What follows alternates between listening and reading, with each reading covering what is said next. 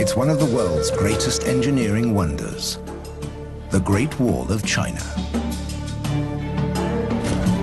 They say it can even be seen from space. It's a military masterpiece that has witnessed hundreds of battles, yet it still holds many mysteries. British writer and historian William Lindsay has lived in China for 20 years. Exploring the Great Wall has become his lifetime obsession. Lindsay has spent thousands of days on the wall, has walked thousands of kilometers along it. How long is the Great Wall really? How many years did it take to build? And why was it built at all?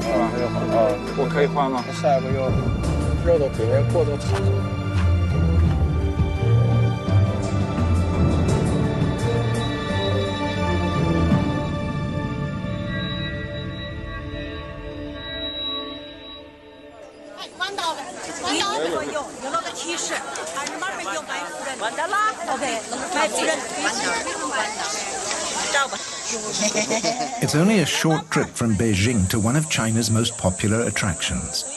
Millions of tourists come here every year to see the Stone Dragon, the Great Wall of China. Most of the people walking on the Great Wall here today will go home and say, I've been to the Great Wall of China. But the Great Wall is not a place. It ranges across the subcontinental expanse of North China. And along its course, many of the locations are seldom visited, and some are virtually unknown. In 1987, Lindsay fulfilled his childhood dream. He walked on the Chinese Wall, 2,700 kilometers. Only a few pictures remain from this adventure because his films were repeatedly confiscated. Foreigners were barred from many parts of China. Those times have long changed. China has opened up to the world, and an adventurer has turned into a scholar. Lindsay now seeks out traces of the Great Wall of China right across the country. 23 years after his first trip, he sets off again. Doing the same exploring 23 years later is really testament to the immensity of what we call the Great Wall of China. In the last 2.5 decades, I explored the wall more, 1,700 days. I've discovered it's the world's most famous building, but the least known. There's always something new to discover. There it is. There is no single Great Wall. There are lots of walls in northern China, built by different dynasties for more than 2,000 years. William Lindsay is taking us to one of the most remote places, a 2,300-kilometer drive west of Beijing, to the city of Dunhuang. Into the Gobi Desert. Well, I'm nearly there, 75 miles northwest of Dunhuang. And it's a nice sunny day in the Gobi Desert, perfect conditions for exploring the Great Wall. In the shimmering heat, the dark ribbon along the horizon at first looks like a mirage. But these really are the remains of a wall, literally in the middle of nowhere.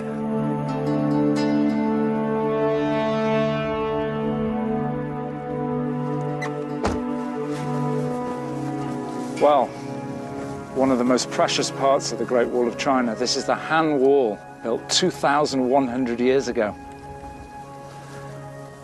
And I'm not the first traffic to come here.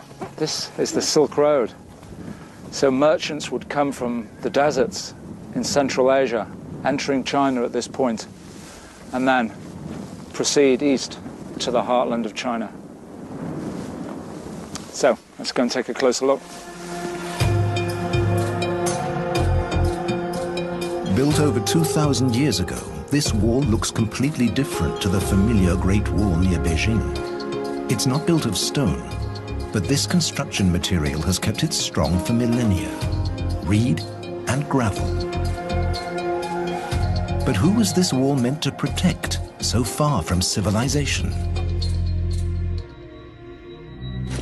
The Han Dynasty rulers wanted to open their empire to trade with the West, so they secured control of the eastern end of what became known as the Silk Road.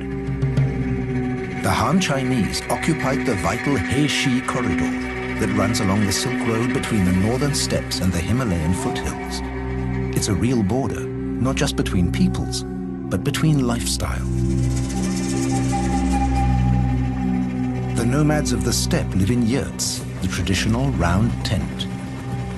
They live entirely from their livestock, wandering over the steppe.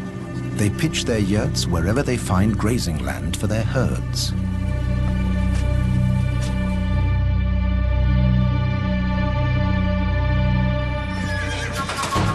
After enduring long, hard winters in the steppes, these nomadic warriors ransack China's northern provinces. Year after year, they kill and maraud, stealing food and metals, everything their lifestyle prevents them producing. The Chinese regarded their empire as the cradle of civilization. According to their Confucian philosophy, it was the cultural center of the world. Appeasing the barbarians along the border by trading with them was out of the question. War was too expensive, so the Han Emperor decided to build a wall. How many people were involved in the construction of the Han Wall? No one knows for sure. Reliable sources quote the calculations presented to the emperor. If one soldier can build 3 paces of wall in 1 month, then 300 men can build 3 li, about 1.5 kilometers. That means 1,000 li, or about 530 kilometers, would take 100,000 men 1 month to complete. So far, so good. And so many. Most of the soldiers were stationed at the towers. The towers had a dual use that made them most effective for defense. The beacon tower behind me was not only the perfect vantage point for guards on this frontier to watch for the enemy coming from the north, it was a signaling station. So when the enemy was sighted, this beacon would have been ignited. This is how it worked. As soon as a guard spotted nomadic warriors, he transmitted smoke signals by daylight or beacon fires at night.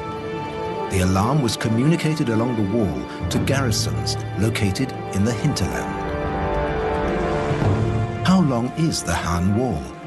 Only recently have Chinese experts started to find out.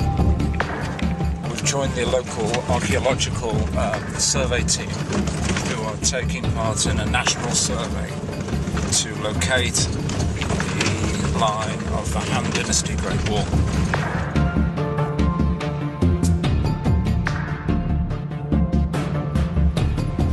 The team is heading out into the Gobi Desert. They need a whole summer just to measure this section of the wall. At noon, the temperature can climb to over 40 degrees Celsius. Today, the team is exploring a fortification that lies in the hinterland of the Han Wall. This could have been a garrison for support troops. Today, the remains are hardly visible. This tower has a name. It's called Half Tower, obviously because half the tower is missing. The team are here today to locate the fortifications with GPS. I'm wondering how they're going to measure the height because it's so crumbly. I'll ask them. 你怎么量多高？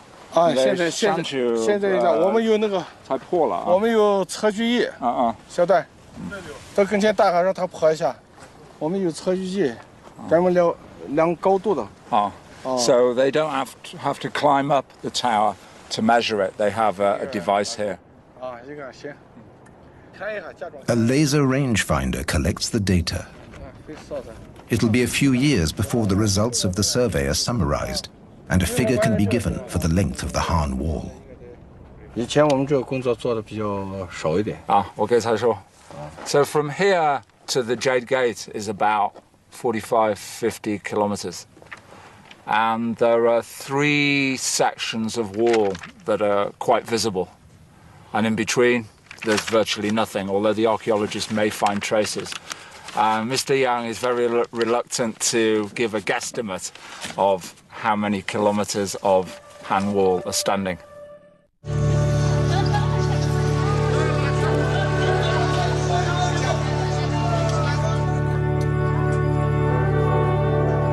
GPS team leader Mr. Young has given William directions to a place in the desert where the wall has a unique shape. It's a 16-kilometer hike, so William is buying provisions for the trip at Dunhuang Market. Well, raw meat wouldn't be very good, ants in the deserts.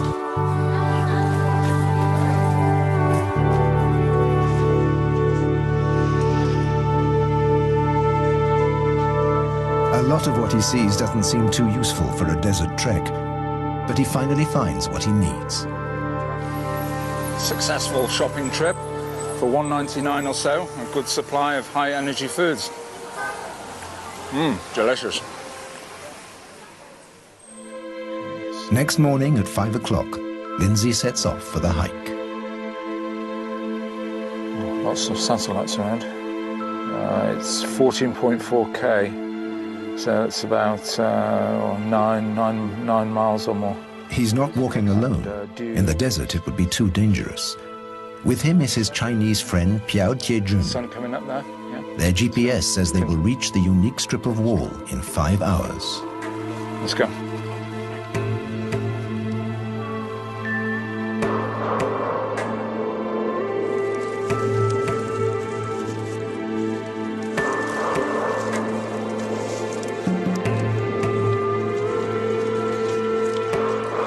It's cool now, but the sparse vegetation is tinder dry. There hasn't been any rainfall here for months.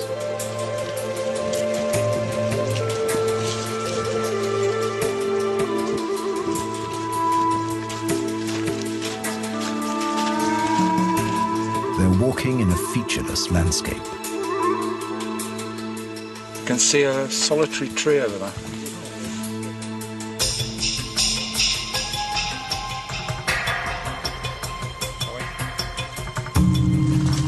Back in '87, I just had a big map of the whole country. Basically, my journey along the wall from the desert to the sea was like that. 1,700 miles. Not the ideal map for hiking across desert grassland.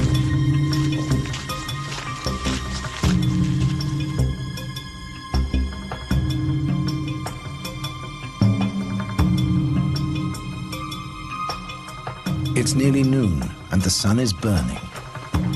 But finally, they arrive at the place they've been looking for. Hey, there it is. We made it. Yeah.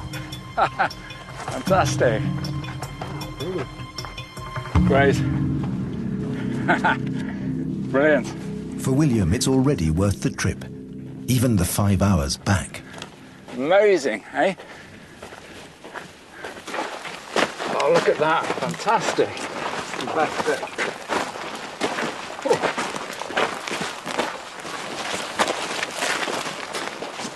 Of all the faces that the Great Wall of China has, this is the rarest of them all. This wall is made of wood. See, there's 6 layers of branches there. And in between, minimal use of the gravel. So I'm really glad I've come here today, well worth a 10-mile trek. Leaving the Dunhuang region and making his way east along the ancient Silk Road, William is aiming for a town called Jiayuguan. The historic site is 5 kilometers out of town. And the best view is from the sky.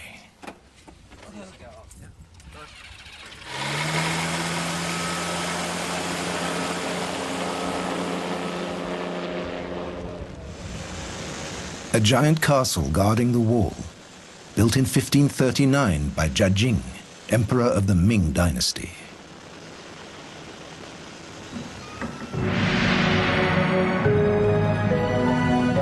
The Ming emperor's contempt for the nomads reached grotesque proportions, with the demand that the character Ji, standing for barbarians, should be written as small as possible.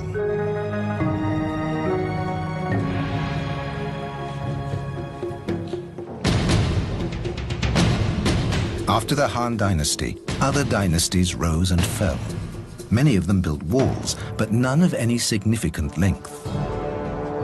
Ming Emperor Jiajing ascended the dragon throne in 1521. He renewed the Han tradition established in ancient times, constructing a long wall at the northern border with its westernmost point at the Jiaoguan Pass.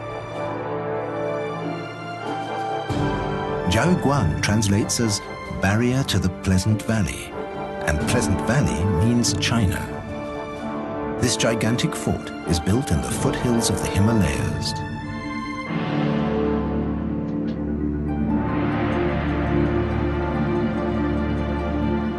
In the courtyard, the mighty walls form a kind of maze to stop invaders in their tracks. And there's a wonderful legend about its construction. To avoid wastage of materials prior to construction of the fortress, the architect was asked to calculate exactly how many bricks were required. He computed 999,999. The bricks were delivered, the fortress built, and at the end, the chief of works confronted the architect with a brick and said, "This is wasted." But the architect was too smart. He said, "No, I factored that into the equation. That brick should be placed over the portal, and it will bring all the guards in the fortress and all of those travelers passing under its portals good fortune." 600 years later, the leftover brick still remains.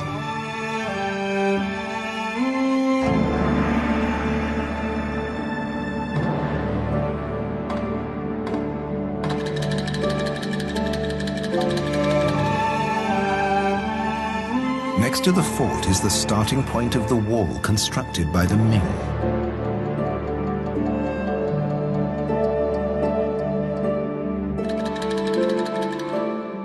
This wall has nothing in common with the brick and stone wall north of Beijing.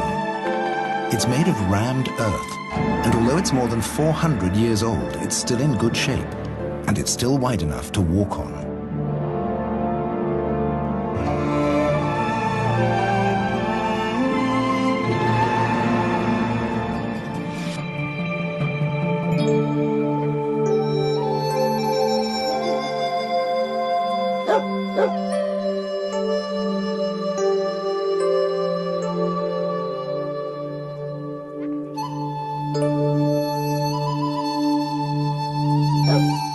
On his walks along the walls, William Lindsay soon learned he could count on receiving warm hospitality from the farmers along the way. Before coming to China, my family and friends were very concerned. 1987, going to China, the big communist country on the other side of the world, are the people going to be friendly? And I didn't have a support crew with me, I depended on farmers. I discovered very early on the farmers were my great allies, even with very little Chinese, but a lot of sign language and smiling. I got what I needed: food, water, shelter. Without them, I couldn't have been successful. Even if many of them can't understand why a foreigner should be so interested in the wall. For them, this is no monument, but simply a part of their village, and one with a perfectly practical use.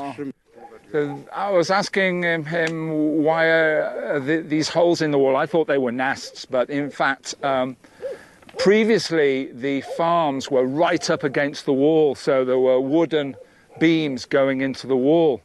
But the Great Wall experts, the Cultural Heritage Protection Authorities, requested the farmers to destroy those buildings and move back in order to protect the national heritage. If you want to know how Ming Dynasty masons constructed their wall more than 400 years ago, all you have to do is keep your eyes open.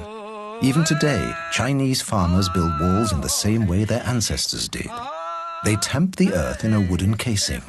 Tamp, put layer on layer. They even sing the traditional folk songs passed down from their forefathers. A house is not complete without a wall around it, says an old Chinese proverb.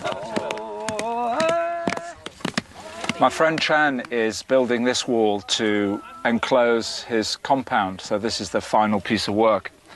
And this is embedded in Chinese architectural tradition. Whether it's a compound, or a village, or a kingdom, it must be enclosed, completely safe.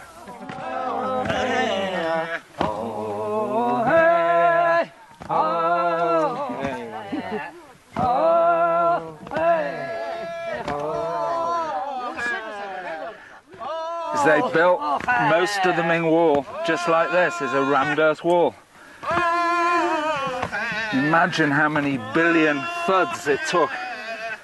做这个工作，你唱歌这个挺好听，是你自己弄的歌或者？是你唱他喊The singing is an important part of the work. It keeps all the rammers in step, the beat. So, you know, they're all in step going along the wall there. They get into a rhythm. And the actual content, oh, I've been in China 23 years, but this guy has a really heavy accent. It's a bit difficult. But it's definitely a kind of rap. He changes the words and occasionally you hear them chuckle. So I think he gets a little dig in about those that are kind of falling behind in distance. Or maybe he can tell by the thuds if someone is out of tune.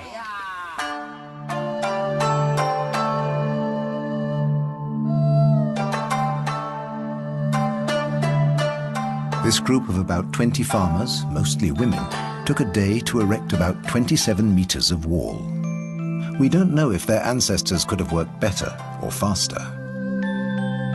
But we do know they would have used the same materials and tools, except for the tractors carrying the clay and the cell phones. 好了好了，挂掉了吧。行了，好了。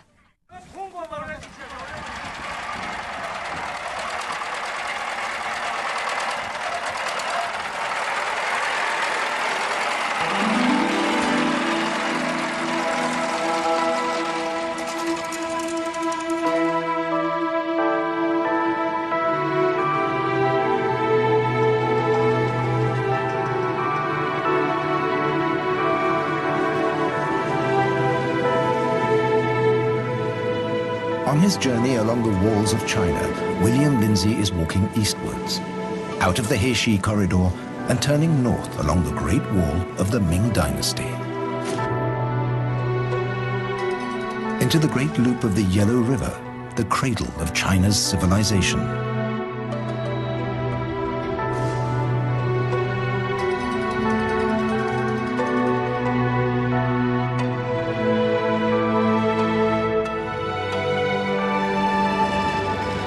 This has always been the gateway for the nomads to enter China.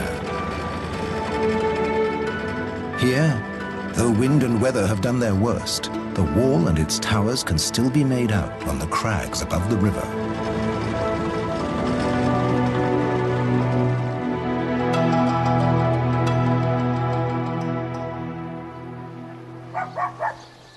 The garrison forts were the outposts of this defensive outer wall.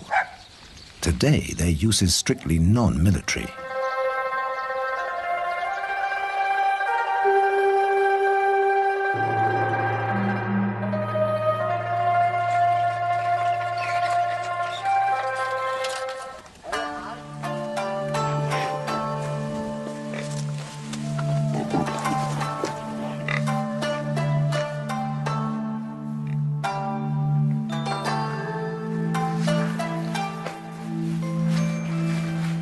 Oh, I love staying in the countryside. This building, it's made of thick blocks of limestone, and on the roof there's turf. And you come here in winter, they've got a good method for keeping you warm. See this? It's not a bed, it's called a kang, K-A-N-G. And they put the fuel under here, light it, they can do the cooking here, and you've got a nice warm bed for the night. So I've got full board and lodging, breakfast tomorrow morning and dinner this evening and lunch coming up soon for less than $10.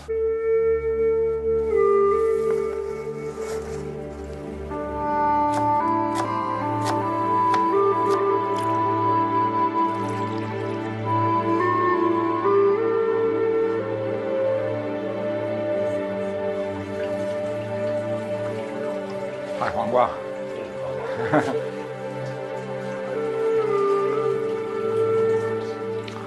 I should apologize for the slurping. It's part and parcel of eating in China. Considered a sound of an appreciation.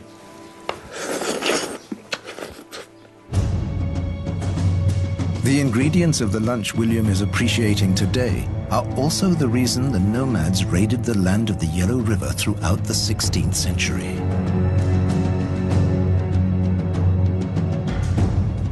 In the year 1549, the barbarians come to plunder.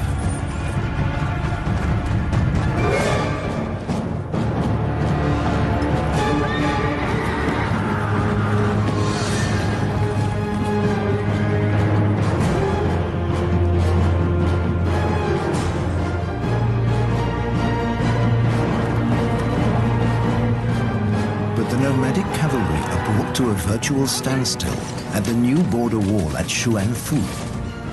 The wall stands fast. The nomadic troops are unable to capture the Chinese granary. Does this mean defeat? The barbarians do not give up.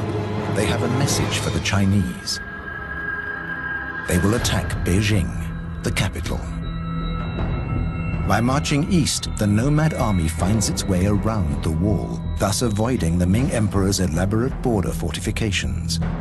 No one had suspected the nomads could cross the natural barrier, the mountain range north of Beijing. Back in 1550, the nomads did not meet with any serious opposition on their way south.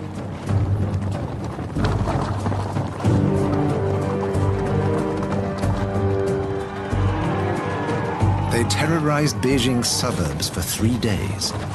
They demanded trading rights, leaving the Forbidden City untouched before drawing back to the steppes. After a short period of trading, the Ming Emperor started building a wall of stone north of Beijing. Between the 1550s and 1644, it reached a length of at least 1,200 kilometers. The Stone Dragon, the Chinese Great Wall as the world knows it today.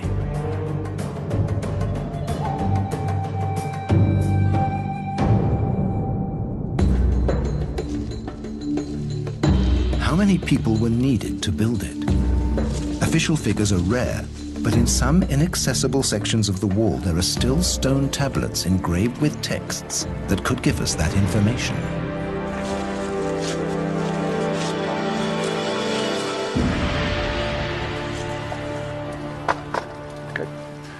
I'm hoping this stone is going to tell me something about when this wall was built, how many people were involved, and mention some place names. From here, the inscription looks very faint, but we have a ladder, master artisan, Mr. Ho, and with his simple tools, we're going to copy the stone and produce a rubbing, which hopefully will reveal the full contents of the tablet.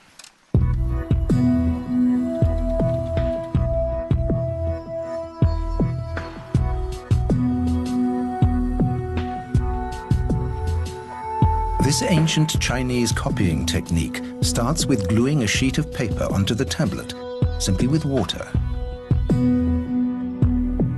This is step number 1. Step number 2, Dazi translates literally as typing characters. So he's using a brush and he's hammering the paper into the carvings.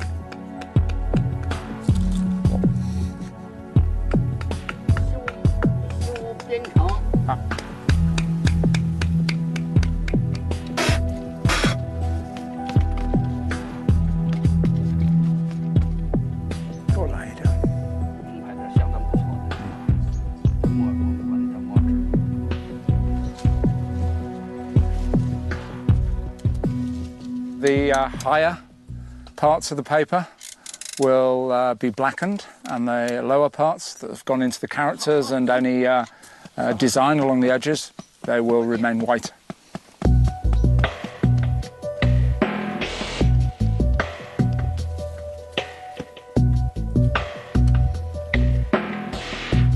After 3 hours of sponging and drying, Mr. Ho presents his piece of art. It looks like a blueprint, or an old archive document.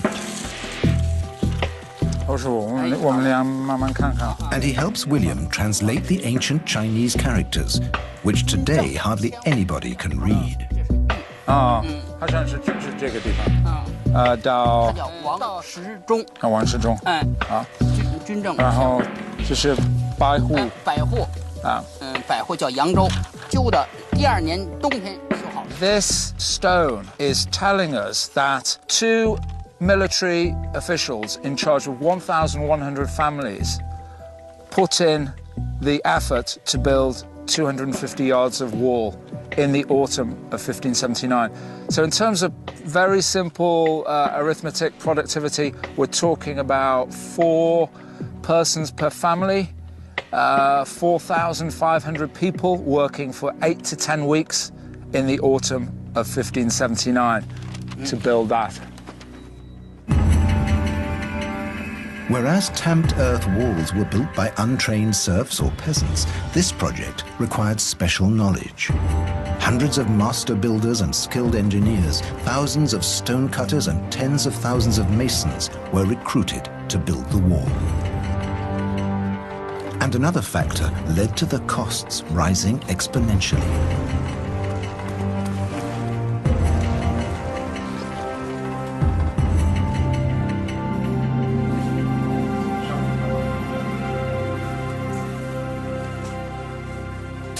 Tamped earth walls were built using materials available on site.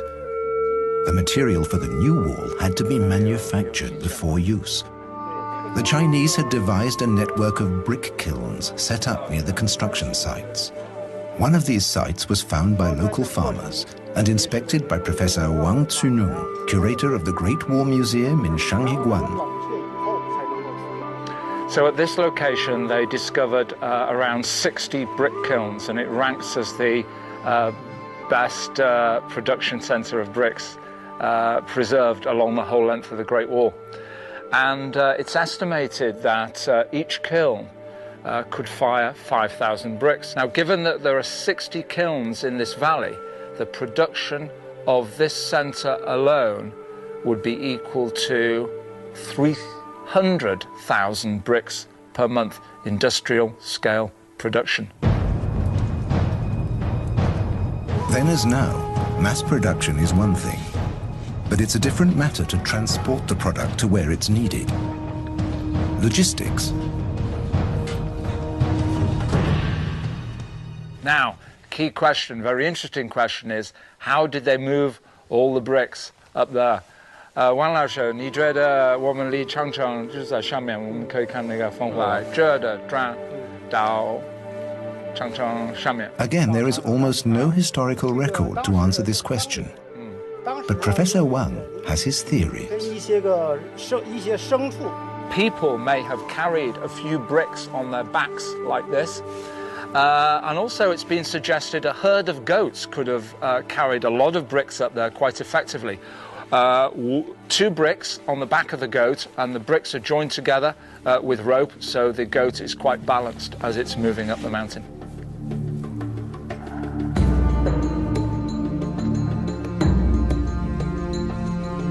Even without bricks on your back, it's a hard slog up to the wall. But it's worth it. Hardly any tourists make it to this isolated section.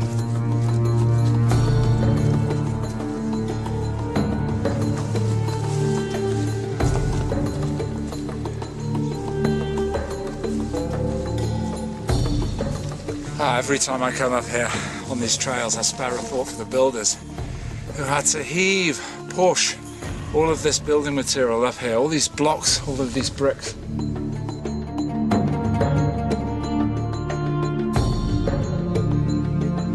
The sometimes bizarre route taken by this wall has led many experts to believe that more than just defensive considerations were in play here. For generations, the Chinese had followed the practice of feng shui, the teachings of wind and water. Feng shui experts were probably consulted and obeyed before the building of the wall to make sure that the forces of nature would work in its favor.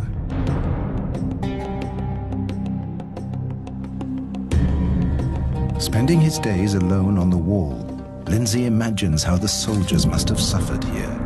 Cut off from the world, enduring winds and foul weather, squeezed into bare and cramped quarters for months on end.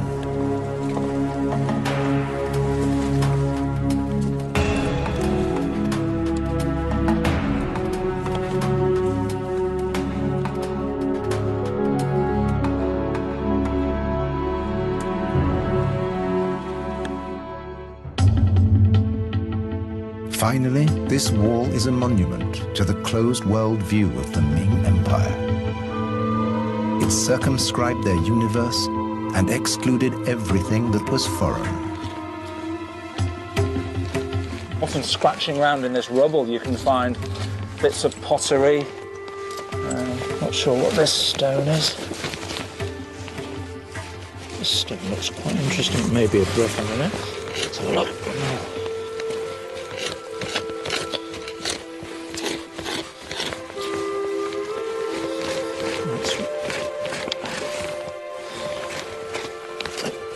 It might be.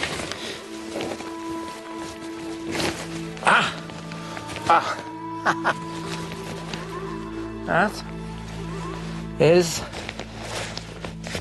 a stone bomb that would have been packed with gunpowder, a mud seal, a fuse, and the towers like this were just packed with these, maybe 50 or 100, to be lobbed off the wall when the tower was attacked. So that's a really good find.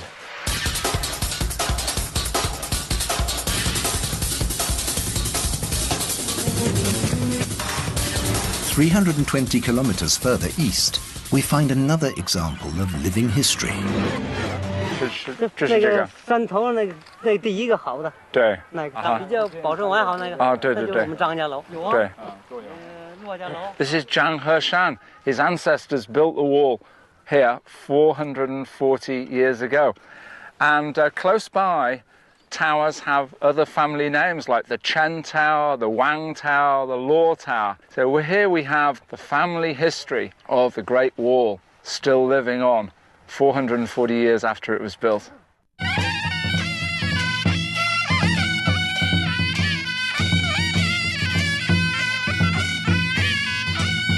Even today, they still worship their ancestors by celebrating ancient festivals.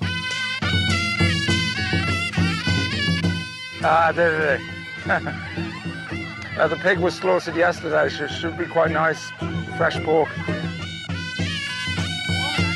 It would have been a rare moment of relaxation and abundance in a hard life.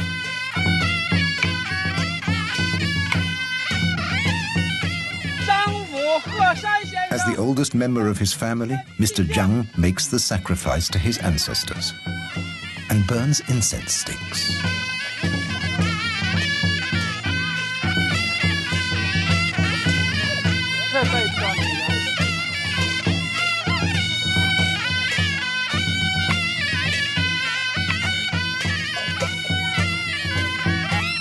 Then the living generations of the Zhang family bow to the dead and to their own great history.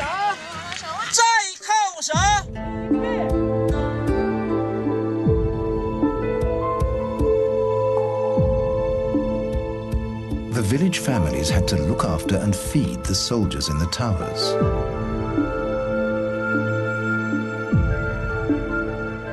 Their takeaway food service survives to this day. Zhang Heshan, the farmer down in Chengxiu village, prepared some delicacies for me to munch on up here after my hike. And it's amazing to think that 400 years ago, guards garrisoned up on the wall would be sent these polobiang by their families. So let's have a look. It's a kind of pasty kept fresh in one of these large oak leaves. You can see the leaf print on the pastry. Well, have a taste.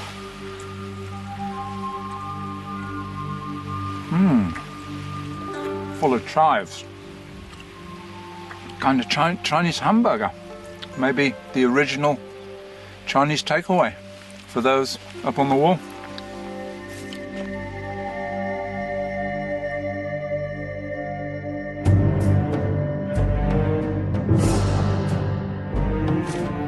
By 1644, just short of 100 years of construction, the most impressive defensive wall ever made by man was finished. However, it was not one single great wall. It comprised a system of several defense lines, from the mountains to the sea.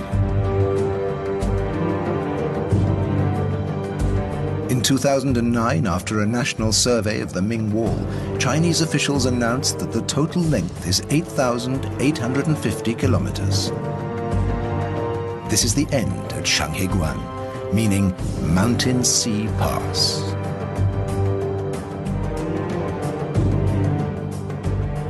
The Chinese liken the Ming Great Wall to a dragon snaking across their land, and here it comes to a geographical end at Old Dragon's Head at the Yellow Sea. Not far from this location, in 1644, the commander of Shanghaiguan faced his biggest challenge, an event which led to the end of the Great Wall functioning as a national defense. Professor Wang is taking William to the gates and walls in the outskirts of Shanghaiguan. This is the place where the Great Wall story came to an end. The construction of the Great Wall led to the financial and strategic collapse of the Ming Dynasty. Revolts broke out everywhere in the empire. An army of rebel peasants marched on Beijing, where they toppled the emperor. Then on to Shanghaiguan, the last stronghold of the Ming Empire. But a mighty army had risen from the steppes, heading for the Middle Kingdom, the Manchus. Caught in between, Wu Sangui. He was the general in command of the fortress at Shanghaiguan. Now he was under siege. What could he do? This was a powerful garrison, but was it strong enough to fight off attackers on two fronts?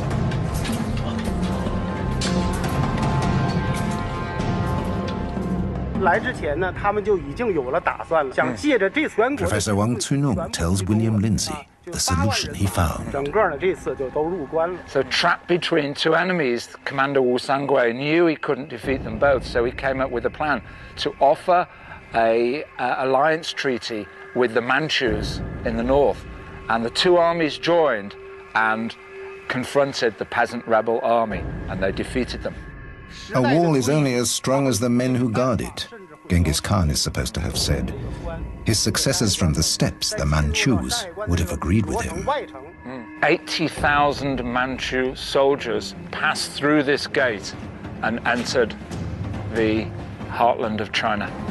The Manchus founded a new dynasty which in effect ruled over the Middle Kingdom until 1912. They called themselves Qing, meaning the pure.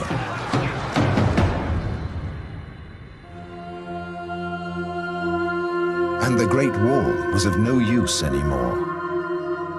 But its story did not come to an end. Even today, nobody knows how long all the Great Walls of China really are. There are still many more walls and stories to be discovered. And William Lindsay will not stop walking the Great Wall until he knows them all. I don't think in future so many people will be organized in such a methodical way to create something that was not just history, that not just fell apart, but is left as part of the geography of China and the world. Certainly in future there are going to be new wonders, communications, longer life, exploring planets. But in terms of blood, sweat and tears, the Great Wall of China, I think, is the ultimate, and that's why I'm continuing to understand it.